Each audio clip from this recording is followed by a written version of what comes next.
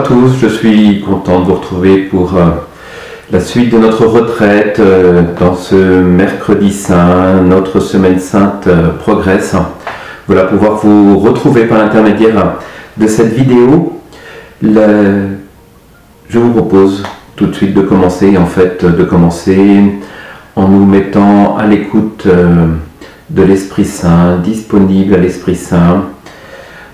Voilà, confions-nous pour ce temps de méditation ensemble. Esprit Saint, Esprit du Dieu très haut, nous nous confions à toi. Voilà, toi qui éclaires nos intelligences et éclaires nos cœurs pour nous conduire à la vérité tout entière. Toi qui scrutes les profondeurs de Dieu et nous les fais découvrir par ta lumière. Voilà, guide-nous dans ce temps de retraite, éclaire le cœur de chacun, chacune d'entre nous, que nous puissions avancer à la suite du Christ. À toi soit la gloire avec le Père et le Christ notre Seigneur, pour les siècles des siècles. Amen. Voilà, et vous avez maintenant bien compris que c'était la première lecture de la messe du jour qui à chaque fois nous guidait, cette série des chants du serviteur de Yahvé. Nous sommes au chapitre 3e, pardon, c'est le 3e chant du serviteur, nous sommes au chapitre 50, versets 4 à 9, la première moitié, 9a. Lecture du livre du prophète Isaïe. Le Seigneur mon Dieu m'a donné le langage des disciples pour que je puisse d'une parole soutenir celui qui est épuisé. Chaque matin, il éveille mon oreille pour qu'en disciple, j'écoute. Le Seigneur mon Dieu m'a ouvert l'oreille et moi, je ne me suis pas révolté, je ne me suis pas dérobé. J'ai présenté mon dos à ceux qui me frappaient et mes joues à ceux qui m'arrachaient la barbe. Je n'ai pas caché ma face devant les outrages et les crachats. Le Seigneur, mon Dieu, vient à mon secours. C'est pourquoi je ne suis pas atteint par les outrages. C'est pourquoi j'ai rendu ma face dure comme pierre. Je sais que je ne serai pas confondu. Il est proche, celui qui me justifie. Quelqu'un veut-il plaider contre moi? Comparaissons ensemble. Quelqu'un veut-il m'attaquer en justice? Qu'il s'avance vers moi. Voilà le Seigneur mon Dieu, il prend ma défense. Qui donc me condamnera? Vous avez reconnu ce texte que nous avions déjà entendu dimanche dernier pendant la messe des rameaux et que nous avons déjà médité au début de notre retraite avec notamment cette phrase que je soulignais pour vous: le Seigneur Dieu éveille mon oreille. Mais il y a plus à méditer aujourd'hui. Le Seigneur, le serviteur de Yahvé ne se dérobe pas à ce qu'il entend. C'est donc que cette parole est sans doute rude à entendre et qu'il pourrait y avoir tentation à la fuir.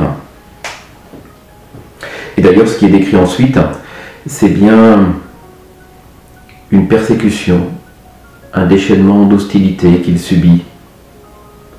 Et lui, sans se dérober et sans répondre à la violence par la violence. Nous avons bien compris maintenant que toute la tradition chrétienne, c'est bien que c'est Jésus qui est ce serviteur de Yahvé dont les chants du serviteur offrent une déconcertante prophétie. Et notre retraite nous le fait goûter de plus en plus jour après jour. À tel point que c'est là, dans ce 3e chant des serviteurs, que l'on va trouver quelques mots qui vont revenir à un moment tout à fait crucial de l'évangile de Saint Luc. Saint Luc au chapitre 9, verset 51, ce qui constitue le tournant de l'évangile de Luc. La façon dont l'évangéliste nous présente tout cet évangile n'est pas dans une perspective d'une description chronologique selon nos rapports historiques actuels, mais bien plus dans une perspective théologique, puisque Luc a cette liberté de décrire une seule grande montée de Jésus à Jérusalem. Et le verset, chapitre 9, verset 51, est précisément le premier au moment de cette rupture. Il nous est dit que alors Jésus prit résolument la route de Jérusalem. Il se tourne vers Jérusalem où va s'accomplir son destin. Littéralement, en fait, Jésus durcit sa face vers Jérusalem. Et c'est là où on réentend le chant du serviteur « J'ai rendu ma face dure comme pierre ». Ce sont exactement les mêmes mots. En fait, Jésus est ce serviteur qui va subir opprobre, violence. Et on a entendu aussi à la fin de ce troisième chant du serviteur que se profilait la perspective d'un procès. Et que, au moment où celui-ci va arriver, le serviteur n'aura pour le défendre que Dieu seul. En fait, quand on relit l'évangile tout d'une traite, et c'est ce que nous avons fait il n'y a pas si longtemps, c'était le 22 mars, on était au tout début de cette période de confinement et on avait choisi de garder ce temps fort de notre carême des 60 heures pour Dieu et dès ce moment-là de l'organiser comme un rendez-vous à distance. Et le confinement n'était pas aussi strict qu'il l'est maintenant. On avait pu se réunir avec quelques membres de la paroisse Sainte-Thérèse de façon tout à fait limitée et prudente, et on avait lu l'intégralité de l'évangile selon saint Matthieu. Et lorsque l'on lit ça, en fait, d'une seule traite, on se rend compte qu'il y a une tension croissante dans l'évangile. Quand on regarde bien la trajectoire de Jésus, finalement, dans son ministère public, qui est relativement courte, juste 3 années, ça n'est pas si long par rapport à d'autres vies humaines ou d'autres œuvres humaines. Et dans cette courte période, pourtant, l'hostilité à son égard grandit. Même les apôtres en sont conscients à tel point qu'à la fin, on voit ça au début de l'épisode de la résurrection de Lazare, en fait, quand il est question de monter vers Jérusalem, les apôtres n'ont pas envie de suivre du tout, ils sentent très bien que c'est même suicidaire de vouloir monter par là. Et Jésus, lui, monte vers sa mort. Par 3 fois, il annonce sa passion à ses apôtres qui en sont déconcertés. Et ne nous y trompons pas, ce n'est pas pour des motifs politico-religieux, parce que les choses auraient mal tourné par rapport à cet élan d'un prédicateur animé par de très beaux et nobles sentiments. Non, ce qui se passe là, c'est bien parce que les Écritures d'Israël l'annoncent. Et c'est librement que Jésus monte vers sa passion et vers sa mort. Et en fait, aujourd'hui, c'est bien ça que j'aimerais que vous preniez le temps de méditer, de contempler, de regarder avec soin, cette liberté du Christ. Au début du carême, déjà, cette réalité-là nous avait été donnée à méditer. Souvenez-vous, le premier dimanche du carême, nous entendions le récit des tentations au désert. Et là, on avait vu toute la force de la liberté du Christ qui résiste à Satan et qui résiste à ses tentations. Et Satan est celui qui veut faire tomber, qui veut faire dévier Jésus de sa route. Et cette liberté de Jésus, elle s'appuyait déjà pour trouver force sur les Écritures saintes pour répondre à la tentation. Et le deuxième dimanche, c'était le récit de la transfiguration. Ceux qui étaient avec moi lorsque nous avons célébré à Sainte-Thérèse, on était avec les parents aussi d'un des catéfamilles que nous aimons vivre maintenant. Je vous avais fait méditer que lorsque Jésus était sur la montagne, et cette lumière, en fait, Jésus, de par le don du Père, est rempli de la gloire. Il est rempli de cette gloire qui est la sienne, de toujours à toujours, puisque comme Verbe éternel du Père, cette gloire, elle lui est due. Et d'ailleurs, on sent bien que l'évangéliste peine. Il parle ses vêtements blancs, il peine à décrire tout ça. Et les deux personnages, Moïse et Élie, qui sont là, et cette discussion de Jésus, Moïse et Élie, on sait bien que c'est toute l'écriture sainte qui précède Jésus. De quoi parle-t-il? L'évangile de Saint Luc est très clair. Il parlait de son départ qui devait avoir lieu à Jérusalem. Et voilà que tout d'un coup, la lumière s'éteint. Plus rien. Jésus seul, les apôtres un peu perdus. Qu'est-ce qui s'est passé? En fait, il nous faut vraiment contempler pour réaliser ce qui s'est passé là. L'Évangile ne le décrit pas directement, il ne le raconte pas, il le laisse pressentir. En fait, Jésus a dit oui.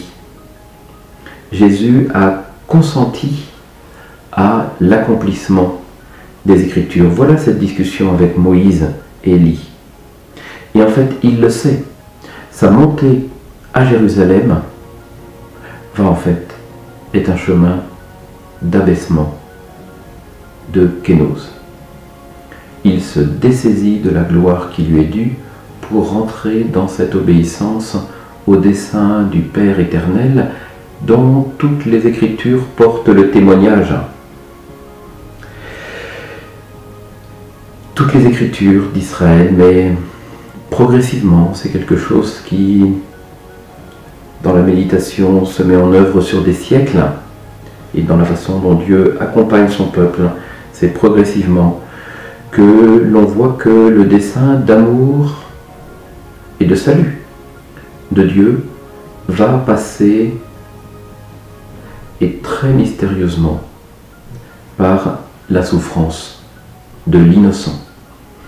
Alors je ne peux pas vous raconter maintenant, c'est pas possible dans ce cadre, tout ce qui concerne tout l'exposé biblique de ça. Mais Jésus, lui, le sait. Jésus, depuis qu'il est tout petit, lit dans les Écritures son propre destin. Il sait que toutes les Écritures parlent de lui. Et Jésus consent. Il engage sa liberté. Et les choses ne se feront pas sans sa liberté. Dieu n'agit pas, c'est bouleversant pour nous, mais Dieu n'agit pas sans nos libertés.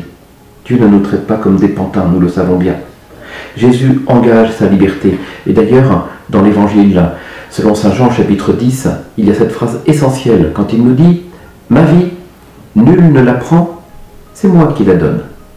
Ma vie, nul ne la prend, c'est moi qui la donne. » C'est là une des clés que Jésus nous donne par avance pour comprendre l'œuvre de sa passion. Et on retrouve cela dans la liturgie de l'Eucharistie. À chaque fois, nous entendons, et là, dans cette période où votre rapport à l'Eucharistie est travaillé de multiples manières, cet éloignement de l'autel que vous vivez actuellement doit vous conduire à un approfondissement de tout ce qui est dit, des paroles qui sont prononcées. Et on entend, au moment d'être livré et d'entrer librement dans sa passion, Jésus prit du pain. Liberté du Christ. Que pouvons-nous retenir pour nous dans cette retraite? Je vous donne deux pistes. C'est librement que vous avez choisi de suivre cette retraite. Puis d'abord, pour une fois, le curé peut même pas savoir qui est en train de la suivre ou de ne pas la suivre. Et c'est librement que vous choisissez d'être disciple pour rentrer vraiment dans la Semaine Sainte et le mystère pascal à la suite de Jésus cette année. Mais tout ça vous renvoie au mouvement plus profond encore de votre liberté dans vos vies.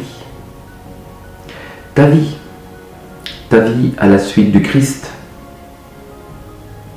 ça n'est pas ton conjoint si tu es marié, ça n'est pas ton conjoint qui te l'apprend, ni tes enfants. Ta vie, ça n'est pas ton travail qui te l'apprend, ni tes engagements, ni même ton église. Ta vie, c'est toi qui la donne. Ta vie, c'est toi qui la donne. Et ce mouvement, il faut le rejoindre dans ce temps de retraite. Ma vie, nul ne la prend, c'est moi qui la donne. À chaque Eucharistie, nous sommes rendus présents, je vous expliquais ça déjà, nous sommes rendus présents.